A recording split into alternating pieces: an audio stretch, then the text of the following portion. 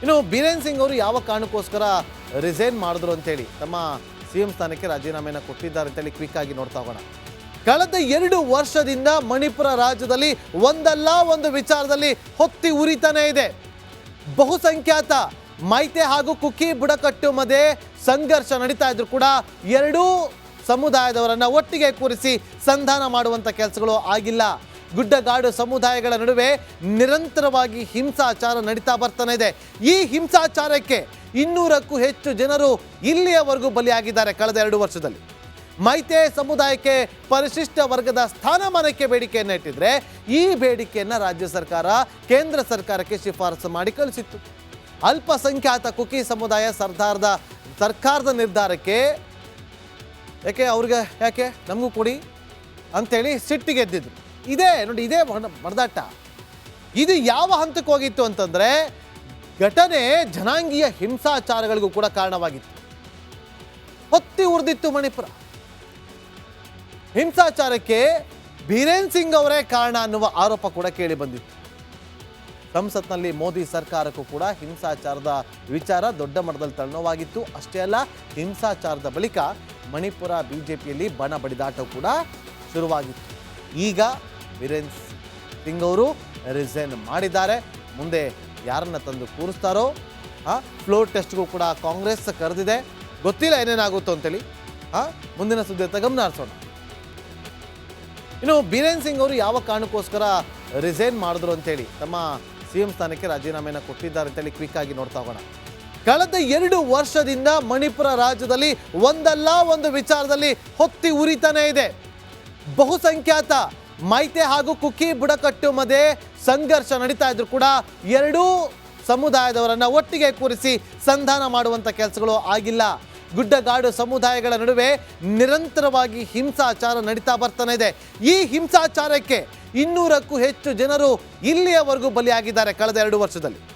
ಮೈತೆ ಸಮುದಾಯಕ್ಕೆ ಪರಿಶಿಷ್ಟ ವರ್ಗದ ಸ್ಥಾನಮಾನಕ್ಕೆ ಬೇಡಿಕೆಯನ್ನು ಇಟ್ಟಿದ್ರೆ ಈ ಬೇಡಿಕೆಯನ್ನು ರಾಜ್ಯ ಸರ್ಕಾರ ಕೇಂದ್ರ ಸರ್ಕಾರಕ್ಕೆ ಶಿಫಾರಸು ಮಾಡಿ ಕಳಿಸಿತ್ತು. ಅಲ್ಪಸಂಖ್ಯಾತ ಕುಕಿ ಸಮುದಾಯ ಸರ್ಕಾರದ ನಿರ್ಧಾರಕ್ಕೆ ಯಾಕೆ ನಮಗೂ ಕೊಡಿ ಅಂಥೇಳಿ ಸಿಟ್ಟಿಗೆ ಎದ್ದಿದ್ರು. ಇದೇ ಬಡದಾಟ. ಇದು ಯಾವ ಹಂತಕ್ಕೆ ಹೋಗಿತ್ತು ಅಂತಂದರೆ ಘಟನೆ ಜನಾಂಗೀಯ ಹಿಂಸಾಚಾರಗಳಿಗೂ ಕೂಡ ಕಾರಣವಾಗಿತ್ತು. ಹೊತ್ತಿ ಉರಿದಿತ್ತು ಮಣಿಪುರ.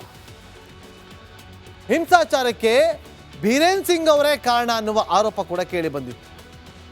ಸಂಸತ್ನಲ್ಲಿ ಮೋದಿ ಸರ್ಕಾರಕ್ಕೂ ಕೂಡ ಹಿಂಸಾಚಾರದ ವಿಚಾರ ದೊಡ್ಡ ಮಟ್ಟದಲ್ಲಿ ತಲೆನೋವಾಗಿತ್ತು. ಅಷ್ಟೇ ಅಲ್ಲ, ಹಿಂಸಾಚಾರದ ಬಳಿಕ ಮಣಿಪುರ ಬಿಜೆಪಿಯಲ್ಲಿ ಬಣ ಬಡಿದಾಟವು ಕೂಡ ಶುರುವಾಗಿತ್ತು. ಈಗ ಬೀರೇನ್ ಸಿಂಗ್ ಅವರು ರಿಸೈನ್ ಮಾಡಿದ್ದಾರೆ. ಮುಂದೆ ಯಾರನ್ನ ತಂದು ಕೂರಿಸ್ತಾರೋ ಫ್ಲೋರ್ ಟೆಸ್ಟ್ಗೂ ಕೂಡ ಕಾಂಗ್ರೆಸ್ ಕರೆದಿದೆ. ಗೊತ್ತಿಲ್ಲ ಏನೇನಾಗುತ್ತೋ ಅಂತೇಳಿ. ಮುಂದಿನ ಸುದ್ದಿ ಗಮನ ಹರಿಸೋಣ. ಇನ್ನು ಬೀರೇನ್ ಸಿಂಗ್ ಅವರು ಯಾವ ಕಾರಣಕ್ಕೋಸ್ಕರ ರಿಸೈನ್ ಮಾಡಿದ್ರು ಅಂತೇಳಿ ತಮ್ಮ ಸಿಎಂ ಸ್ಥಾನಕ್ಕೆ ರಾಜೀನಾಮೆಯನ್ನು ಕೊಟ್ಟಿದ್ದಾರೆ ಅಂತೇಳಿ ಕ್ವಿಕ್ ಆಗಿ ನೋಡ್ತಾ ಹೋಗೋಣ. ಕಳೆದ 2 ವರ್ಷದಿಂದ ಮಣಿಪುರ ರಾಜ್ಯದಲ್ಲಿ ಒಂದಲ್ಲ ಒಂದು ವಿಚಾರದಲ್ಲಿ ಹೊತ್ತಿ ಉರಿತಾನೆ ಇದೆ. ಬಹುಸಂಖ್ಯಾತ ಮೈತೆ ಹಾಗೂ ಕುಕಿ ಬುಡಕಟ್ಟು ಮಧ್ಯೆ ಸಂಘರ್ಷ ನಡೀತಾ ಇದ್ರು ಕೂಡ ಎರಡೂ ಸಮುದಾಯದವರನ್ನ ಒಟ್ಟಿಗೆ ಕೂರಿಸಿ ಸಂಧಾನ ಮಾಡುವಂತ ಕೆಲಸಗಳು ಆಗಿಲ್ಲ. ಗುಡ್ಡಗಾಡು ಸಮುದಾಯಗಳ ನಡುವೆ ನಿರಂತರವಾಗಿ ಹಿಂಸಾಚಾರ ನಡೀತಾ ಬರ್ತಾನೆ ಇದೆ. ಈ ಹಿಂಸಾಚಾರಕ್ಕೆ 200ಕ್ಕೂ ಹೆಚ್ಚು ಜನರು ಇಲ್ಲಿಯವರೆಗೂ ಬಲಿಯಾಗಿದ್ದಾರೆ ಕಳೆದ 2 ವರ್ಷದಲ್ಲಿ. ಮೈತೆ ಸಮುದಾಯಕ್ಕೆ ಪರಿಶಿಷ್ಟ ವರ್ಗದ ಸ್ಥಾನಮಾನಕ್ಕೆ ಬೇಡಿಕೆಯನ್ನು ಇಟ್ಟಿದ್ರೆ ಈ ಬೇಡಿಕೆಯನ್ನು ರಾಜ್ಯ ಸರ್ಕಾರ ಕೇಂದ್ರ ಸರ್ಕಾರಕ್ಕೆ ಶಿಫಾರಸು ಮಾಡಿ ಕಳಿಸಿತ್ತು. ಅಲ್ಪಸಂಖ್ಯಾತ ಕುಕಿ ಸಮುದಾಯ ಸರ್ಕಾರದ ನಿರ್ಧಾರಕ್ಕೆ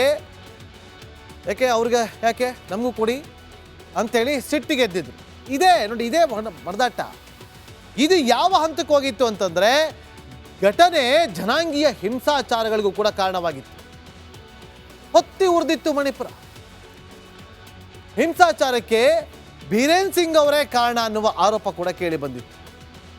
ಸಂಸತ್ನಲ್ಲಿ ಮೋದಿ ಸರ್ಕಾರಕ್ಕೂ ಕೂಡ ಹಿಂಸಾಚಾರದ ವಿಚಾರ ದೊಡ್ಡ ಮಟ್ಟದಲ್ಲಿ ತಲೆನೋವಾಗಿತ್ತು. ಅಷ್ಟೇ ಅಲ್ಲ, ಹಿಂಸಾಚಾರದ ಬಳಿಕ ಮಣಿಪುರ ಬಿಜೆಪಿಯಲ್ಲಿ ಬಣ ಬಡಿದಾಟವು ಕೂಡ ಶುರುವಾಗಿತ್ತು. ಈಗ ಬೀರೇನ್ ಸಿಂಗ್ ಅವರು ರಿಸೈನ್ ಮಾಡಿದ್ದಾರೆ. ಮುಂದೆ ಯಾರನ್ನ ತಂದು ಕೂರಿಸ್ತಾರೋ ಫ್ಲೋರ್ ಟೆಸ್ಟ್ಗೂ ಕೂಡ ಕಾಂಗ್ರೆಸ್ ಕರೆದಿದೆ. ಗೊತ್ತಿಲ್ಲ ಏನೇನಾಗುತ್ತೋ ಅಂತೇಳಿ. ಮುಂದಿನ ಸುದ್ದಿ ಗಮನ ಹರಿಸೋಣ. ಇನ್ನು ಬೀರೇನ್ ಸಿಂಗ್ ಅವರು ಯಾವ ಕಾರಣಕ್ಕೋಸ್ಕರ ರಿಸೈನ್ ಮಾಡಿದ್ರು ಅಂತೇಳಿ ತಮ್ಮ ಸಿಎಂ ಸ್ಥಾನಕ್ಕೆ ರಾಜೀನಾಮೆಯನ್ನು ಕೊಟ್ಟಿದ್ದಾರೆ ಅಂತೇಳಿ ಕ್ವಿಕ್ ಆಗಿ ನೋಡ್ತಾ ಹೋಗೋಣ.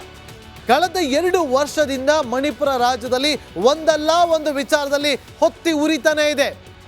ಬಹುಸಂಖ್ಯಾತ ಮೈತೆ ಹಾಗೂ ಕುಕಿ ಬುಡಕಟ್ಟು ಮಧ್ಯೆ ಸಂಘರ್ಷ ನಡೀತಾ ಇದ್ರು ಕೂಡ ಎರಡೂ ಸಮುದಾಯದವರನ್ನ ಒಟ್ಟಿಗೆ ಕೂರಿಸಿ ಸಂಧಾನ ಮಾಡುವಂತ ಕೆಲಸಗಳು ಆಗಿಲ್ಲ. ಗುಡ್ಡಗಾಡು ಸಮುದಾಯಗಳ ನಡುವೆ ನಿರಂತರವಾಗಿ ಹಿಂಸಾಚಾರ ನಡೀತಾ ಬರ್ತಾನೆ ಇದೆ.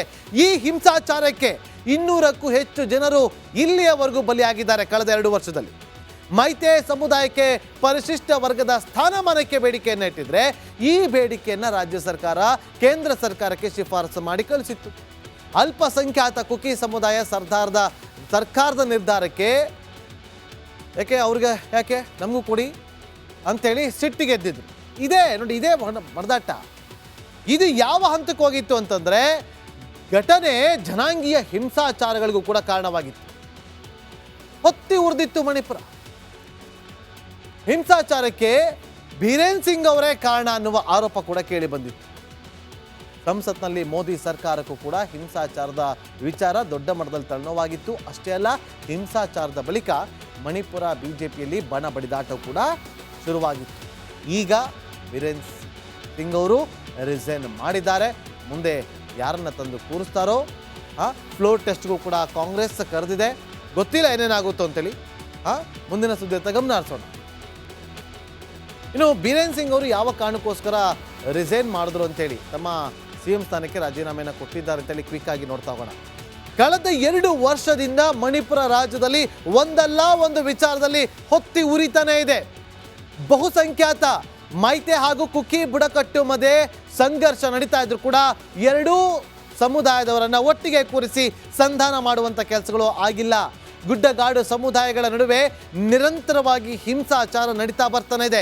ಈ ಹಿಂಸಾಚಾರಕ್ಕೆ 200ಕ್ಕೂ ಹೆಚ್ಚು ಜನರು ಇಲ್ಲಿಯವರೆಗೂ ಬಲಿಯಾಗಿದ್ದಾರೆ ಕಳೆದ 2 ವರ್ಷದಲ್ಲಿ. ಮೈತೆ ಸಮುದಾಯಕ್ಕೆ ಪರಿಶಿಷ್ಟ ವರ್ಗದ ಸ್ಥಾನಮಾನಕ್ಕೆ ಬೇಡಿಕೆಯನ್ನು ಇಟ್ಟಿದ್ರೆ ಈ ಬೇಡಿಕೆಯನ್ನು ರಾಜ್ಯ ಸರ್ಕಾರ ಕೇಂದ್ರ ಸರ್ಕಾರಕ್ಕೆ ಶಿಫಾರಸು ಮಾಡಿ ಕಳಿಸಿತ್ತು. ಅಲ್ಪಸಂಖ್ಯಾತ ಕುಕಿ ಸಮುದಾಯ ಸರ್ಕಾರದ ನಿರ್ಧಾರಕ್ಕೆ ಯಾಕೆ ನಮಗೂ ಕೊಡಿ ಅಂಥೇಳಿ ಸಿಟ್ಟಿಗೆ ಎದ್ದಿದ್ರು. ಇದೇ ಬಡದಾಟ. ಇದು ಯಾವ ಹಂತಕ್ಕೆ ಹೋಗಿತ್ತು ಅಂತಂದರೆ ಘಟನೆ ಜನಾಂಗೀಯ ಹಿಂಸಾಚಾರಗಳಿಗೂ ಕೂಡ ಕಾರಣವಾಗಿತ್ತು. ಹೊತ್ತಿ ಉರಿದಿತ್ತು ಮಣಿಪುರ. ಹಿಂಸಾಚಾರಕ್ಕೆ ಬೀರೇನ್ ಸಿಂಗ್ ಅವರೇ ಕಾರಣ ಅನ್ನುವ ಆರೋಪ ಕೂಡ ಕೇಳಿ ಬಂದಿತ್ತು. ಸಂಸತ್ನಲ್ಲಿ ಮೋದಿ ಸರ್ಕಾರಕ್ಕೂ ಕೂಡ ಹಿಂಸಾಚಾರದ ವಿಚಾರ ದೊಡ್ಡ ಮಟ್ಟದಲ್ಲಿ ತಲೆನೋವಾಗಿತ್ತು. ಅಷ್ಟೇ ಅಲ್ಲ, ಹಿಂಸಾಚಾರದ ಬಳಿಕ ಮಣಿಪುರ ಬಿಜೆಪಿಯಲ್ಲಿ ಬಣ ಬಡಿದಾಟ ಕೂಡ ಶುರುವಾಗಿತ್ತು. ಈಗ ಬೀರೇನ್ ಸಿಂಗ್ ಅವರು ರಿಸೈನ್ ಮಾಡಿದ್ದಾರೆ. ಮುಂದೆ ಯಾರನ್ನ ತಂದು ಕೂರಿಸ್ತಾರೋ ಫ್ಲೋರ್ ಟೆಸ್ಟ್ಗೂ ಕೂಡ ಕಾಂಗ್ರೆಸ್ ಕರೆದಿದೆ. ಗೊತ್ತಿಲ್ಲ ಏನೇನಾಗುತ್ತೋ ಅಂತೇಳಿ. ಮುಂದಿನ ಸುದ್ದಿ ಗಮನ ಹರಿಸೋಣ.